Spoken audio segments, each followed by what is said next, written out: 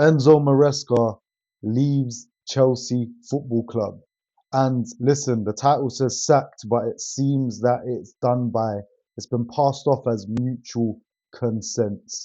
And this is not the managerial departure that we expected next in the Premier League. But Chelsea, you know how they are, you know how they do. Their standards are so high consistently, irrespective of how bad they're doing or relatively okay they're doing, they will get a manager on the chopping block to rejuvenate things and rejig things for a better future. Now, listen, the form that's led up to this moment, Maresca had 3 wins in the last 10 games in all competitions. And overall, listen, you look at the record in comparison to the rest of the managers that have managed under Todd Bowley's management. And listen, we've got Thomas Tuchel, who was only there for, I believe, 7 games or so, and he had a win rate of 42.8%. Then we had Potter, Graham Potter, who had a win rate of 38.7%. Then we had Pochettino, who had a win rate of 53%. A lot of Chelsea fans at the time didn't like that he was sacked because it seemed like he was just getting into his groove. And then we have Maresca. Maresca had a win rate of 61.1% for Chelsea. And that, when you zoom out, that is a very good return. And I wonder if a lot of Chelsea fans are feeling disappointed by this dismissal. And that leads me on very well to Todd Bowley's management of the team. While some people and some Chelsea fans would be very frustrated with Maresca for the constant changing of tactics game to game, the inconsistency in starting lineups, the inconsistency in tactics in game. And granted, you have to adapt to every single team that you play. But I do think Chelsea fans were frustrated with the constant movement, the constant this player is playing in this position one day, now they're playing in this position another day, etc., etc. However, we must look at the squad available because, in my opinion, Chelsea's squad has regressed compared to last season. And I think this is the opinion of many. I believe more Chelsea fans will have an issue with the way Todd Bowley has managed these last 2 seasons. And listen, in terms of signings, transfers, incomings, outgoings, Chelsea Football Club, as we always know, are amazing at staying in the profit. Amazing with using Cobham, using players that they've signed, turning over a great fee and making a profit on them, and being able to sign so many players whilst not being in the red. However, I genuinely believe that the season just gone, normally Chelsea are very good at that whilst keeping their team extremely competitive and improving their team. Whereas this time, their team definitely regressed. And we must highlight the departures of Nico Jackson and Noni Madueke. Nico Jackson, by far Chelsea's best striker. Yes, he had troubles in front of goal, but Nico Jackson did so much more than just scoring. And his goal scoring numbers weren't bad, by the way. So he should have scored way more.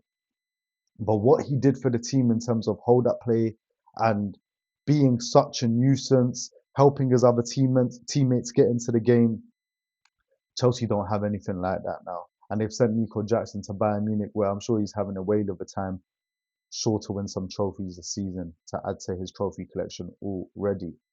Then we have Noni Madueke, who was definitely Chelsea's best winger last season, without a shadow of a doubt. And you sell him to Arsenal, your London rivals, and the guys that you bring in. Shout out Garnacho because you guys know that's my guy, and I do believe Garnacho can still come good for Chelsea. I don't think he's been amazing, but I don't think he's been great even, but I don't think he's been bad either. But at the same time, is it an improvement? I'm not too sure.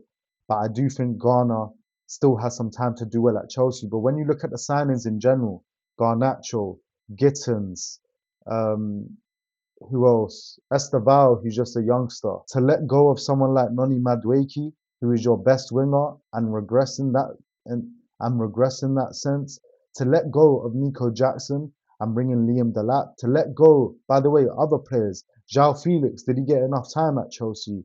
Chris Nkunku, did he get enough chance? Nkunku, did he get enough time at Chelsea? And it is a real shame for Chelsea fans that they saw the transfer window transpire the way that it did. Another reason as to why Maresca might be departing ways is because it has been well documented that he has been in talks with the people at Manchester City about a potential future vacancy when Pep Guardiola leaves the club, whether that be at the end of the season or the season after. Did that rub Chelsea Football Club and the Chelsea hierarchy off the wrong way? And I can imagine, I wouldn't be surprised if it did. I wouldn't be surprised if it did. But, Maresca, he was at City before under Pep. So going back there does make sense at some stage. You can definitely see that happening. And now with that departure, is that the job that Maresca will be waiting for, the Manchester City job to succeed Pep Guardiola? Now, who is going to be the next Chelsea manager? And it seems that it's odds on to be Liam Rosinha, who's currently managing the sister or the brother club, whatever they call it nowadays, at Strasbourg in Ligue 1. And he's doing an amazing job there.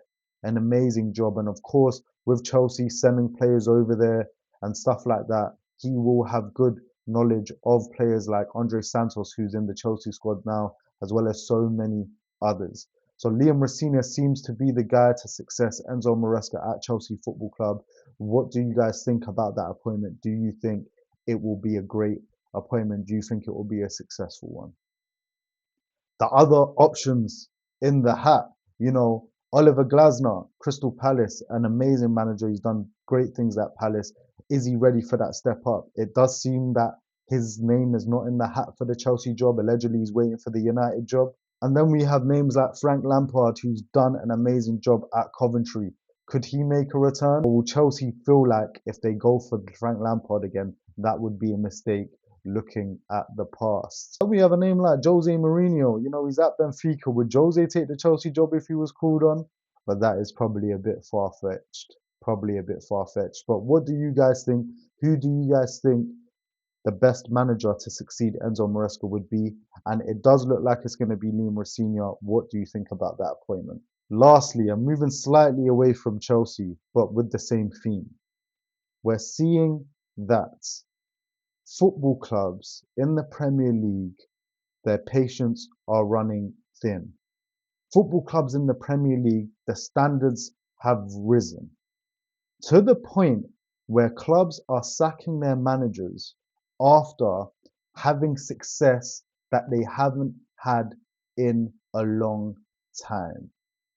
Nottingham Forest sacked Nuno Espirito Santo after qualifying for European competition, the Europa League, for God knows how long, for years and years and years and years. Tottenham Hotspur sacked Ange Postecoglou after winning the Europa League, their first major title since the 1980s, I believe. They sack him after that. And now Chelsea sack Enzo Maresca. He's won the Conference League and the Club World Cup with them to finish the haul of trophies that Chelsea have won, to complete the European trophies in the cabinet. And Chelsea have now sacked him. And he lies in, where does he lie in the table? Fifth? Chelsea are fifth in the table right now, I believe. And Enzo gets the sack. And what I bring all of this up to pinpoint that managers are getting sacked irrespective of reaching highs, maybe not at Chelsea, but reaching highs at football clubs that they haven't seen before. The standards are raising.